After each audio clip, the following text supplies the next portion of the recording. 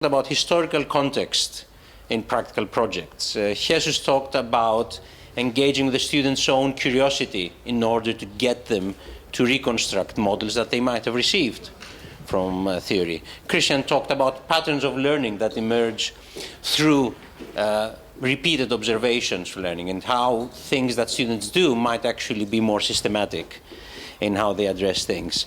And Martin and Kevin, who just walked in, the perfect timing, talk about the framework for developing research pathways into research practice, and also design practice, and how do these relate. Irena talked about how research informs design practice in areas that are still quite open for investigation, and a reminder that there are still areas where type design especially has quite a lot of space to cover. Ashley talked quite a lot about the engagement with practice and the stage development in what looks like simple steps, but is quite a systematic way of building skills and competence.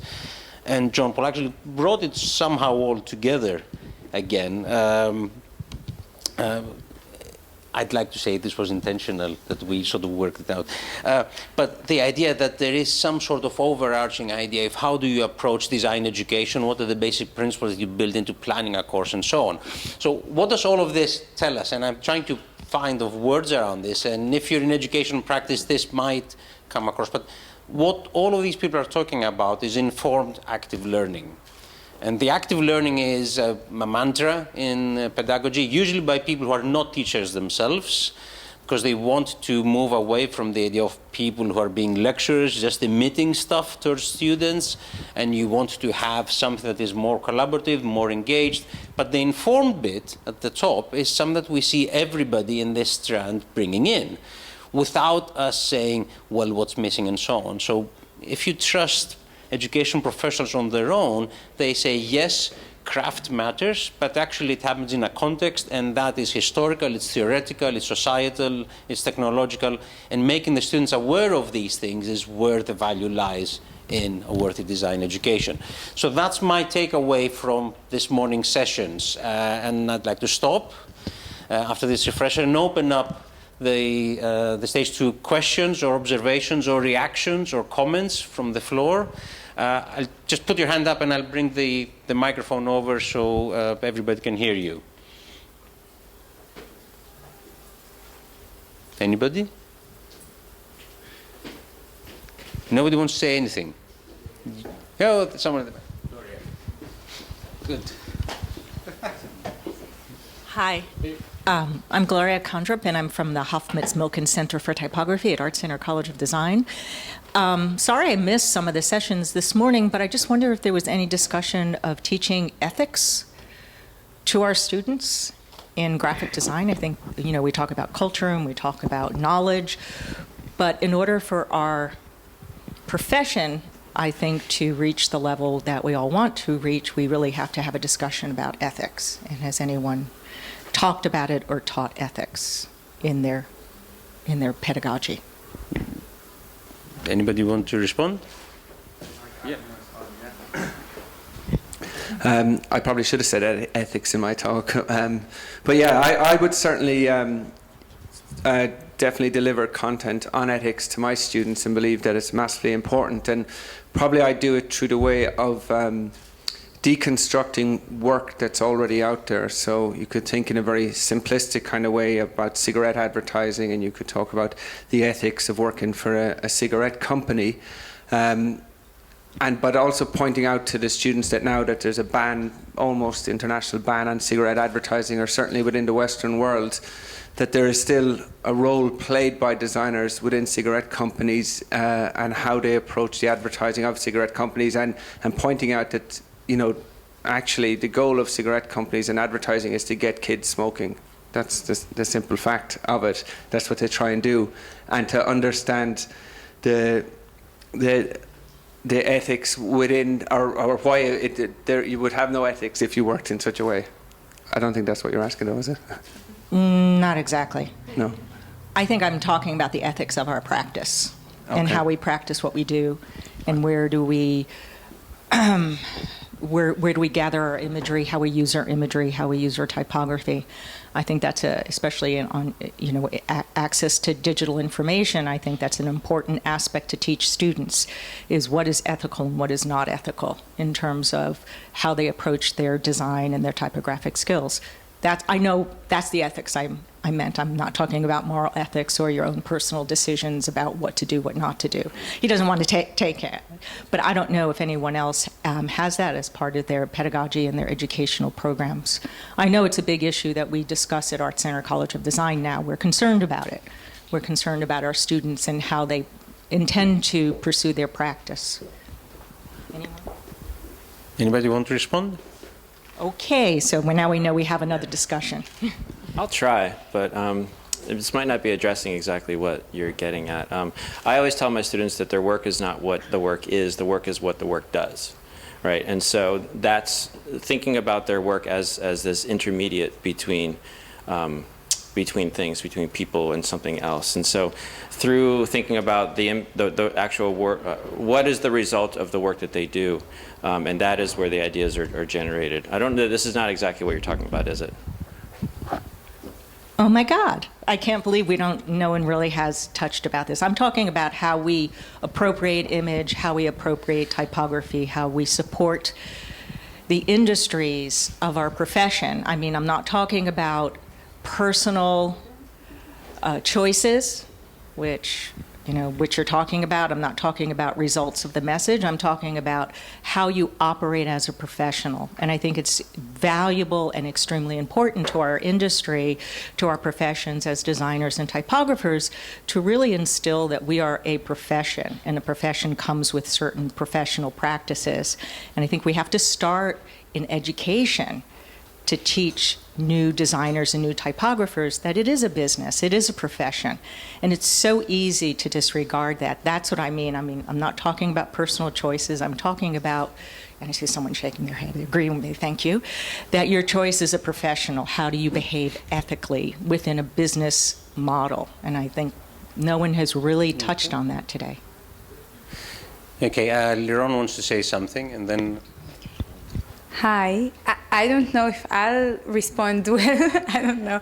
But I think that just like when we go and, you go to the doctor and he says something and you wouldn't tell the doctor, oh, you're wrong. But when you ask someone an opinion about your designs and he's not a designer, everyone has their own opinion, right? So everyone thinks that a certain color is nice or not. So wait. No, that's still not the issue. Wait, I'm getting to what I wanted to say. The thing is that I think they feel like it's an open territory, that every image on Google Images is theirs. Every image they see on Pinterest, it's really easy. Even if you cannot just save image, you can screenshot it, use it.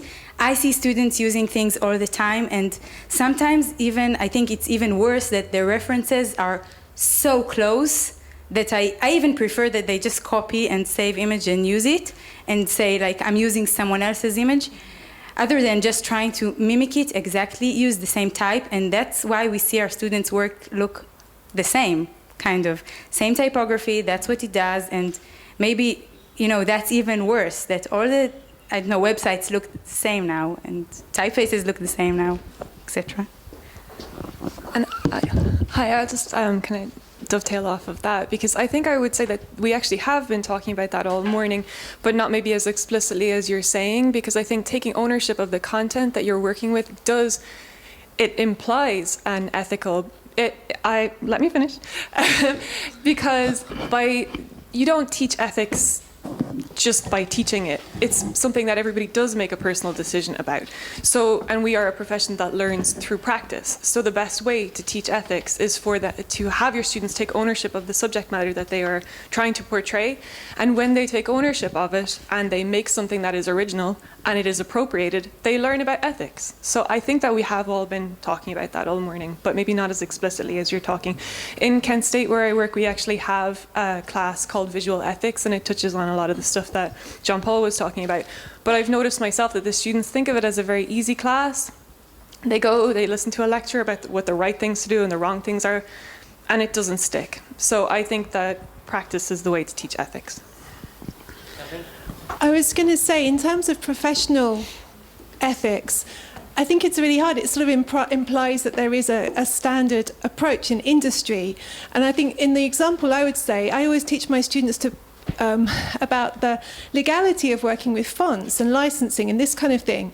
But I know that professional standards would be that you, when you leave a job, you just download the kind of font cache onto an external hard drive and you make off with it.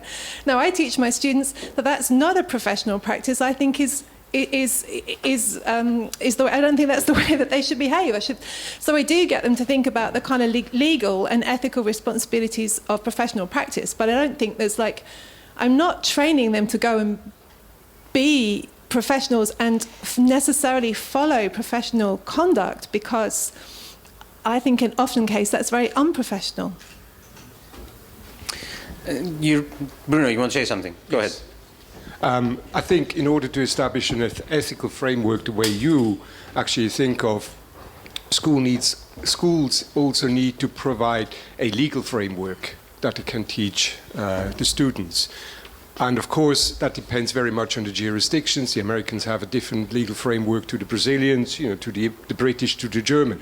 But there are certain things. Copyright, yes, in the US, copyright of a typeface doesn't exist, but copyright of the software code does exist. So there's very basic tenets that you can actually teach students, and if you break the law, you also behave unethically. It's as simple as that, and I think that comes down to the root of it.